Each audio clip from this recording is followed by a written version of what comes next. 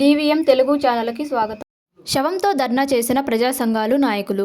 Palamaner rural మండలం ముసలమడుగు గ్రామానికి చెందిన దళిత శివకుమార్ హత్యను ఖండిస్తూ ప్రజా సంఘాల నాయకులు పలమనేర్ పట్టణంలో గల అంబేద్కర్ సర్కిల్ నందు శవంతో ధర్నా నిర్వహించారు.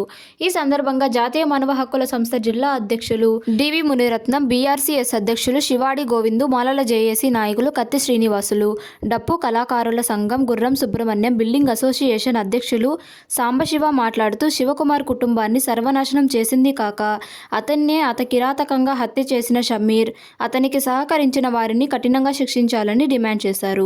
అదేవిధంగా దుర్మార్గులు చేసిన హత్యతో అనాథులైన శివకుమార్ బిడ్డలకు ప్రభుత్వమే కార్పొరేట్ విద్యను అందించాలని, మృతుని కుటుంబానికి 5 ఎకరాల వ్యవసాయ భూమిని 1 కోటి రూపాయలు పరిహారం అందించాలని కోరారు.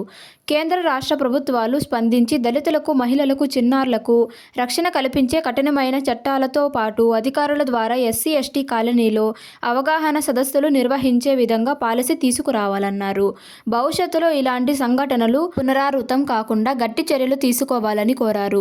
ఈ కార్యక్రమంలో మురళి, బాలయ్య, వెంకటేష్, రవికుమార్, మాజీ సర్పంచ్ కుప్పయ్య, ఎంపీటీసీ రమేష్, సతీష్, బాధితులతో పాటు 150 మంది పాల్గొన్నారు.